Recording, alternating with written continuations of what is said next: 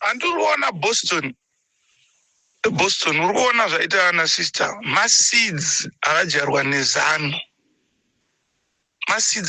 nezano ecorruption inokura iri matiri toona kunge zviri normal kwatinoti kuspina kwekwe kwatinoita kuHarare kwekwe kuba mudara it's stealing but tinokonzereswa kuba nehurumende yedu yakaoma inotora 93 mataxes ainocollecta asi munyika hamuna kana health hamuna kana mapirits hamuna kana road.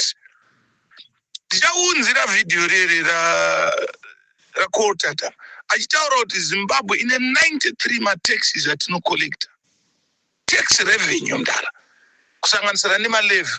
South Africa ine 7 asi tarisa difference infrastructure yeSouth Africa neZimbabwe. The more yamuno implementa more tax, that's the more yamunodzinga ma-investors. Ndokana ndakakuudza Boston yo kuti ndiani investor neauzoinvesta muZimbabwe mokuti ukapenga mari usiri kuishandisa inotanga kutodyiwa instead yekuti mari yako itobereka because mabhenga anoonewana naIDEA vana CBZ vana FBC zvakataurwa one pipe zvakataurwa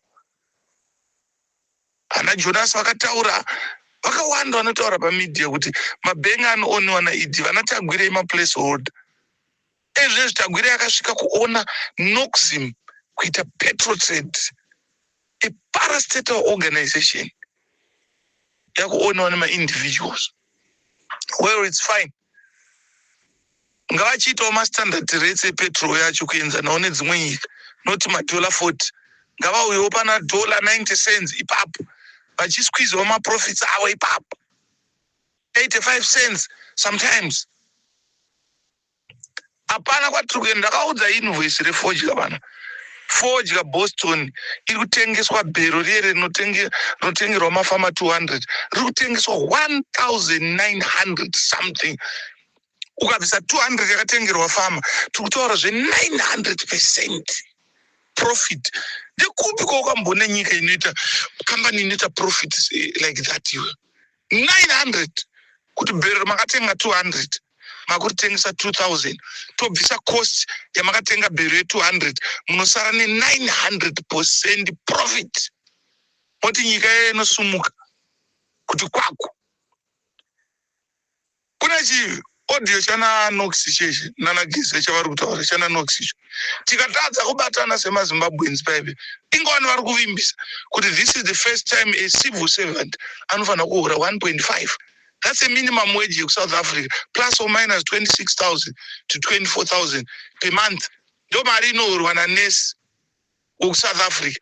Ndo mari inohurwa nemushandi weCity Council South Africa, plus or minus 24,000. Ipapo 22. Ndo pavanotambira 22 to 26, 28,000 rands. Ndo mukana uri kutaura naNox kuti there's an opportunity in Zimbabweans. ZANU must reform, my friend. ZANU must reform itself. Ene kuipa kwazvo mudara tese we are victims. Nyaya kuchipatara kwaisi opposition ndedu tese Zimbabweans. ZANU forces ZIPRA ma-opposition vana MDC vana Triple C nema-independent tese tiri kuenda kunofa kuchipatara. Tese tiri kunofa nekusevhisa motikari dzedu nemaroads before the due time.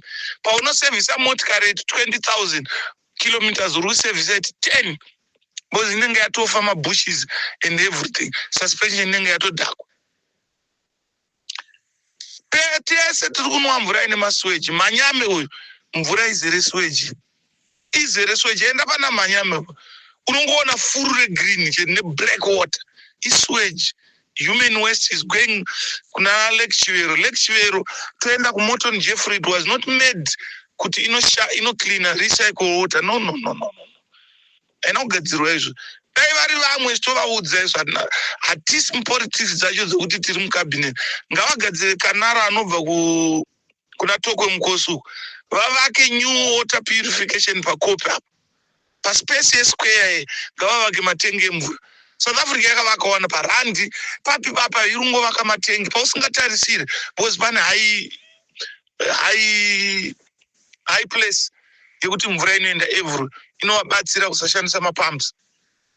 ngavatore mvura kuna Toko Mukosi vavake new pump pachisquare chamunoitira marari chepana Mugabe chepasheraton pamusoro pakopi pavaisa matengi emvura akwanise kusisa mvura kunotoni kumabvuku kwaane makore kusina mvura ndozvinotarisirwa izvozvi kwete nyaya yekungorowana mari mudhara kungorowana varume amunetere mari dzamunotora moti dzinoenda kupi chizvipaiwo nyembe sana king wekuSaudi Arabia sana king wekuQatar chizvipaiwo nyembe yekuti maakugadzira nyika yenyu zvekuba makapedza because you've enjoyed enough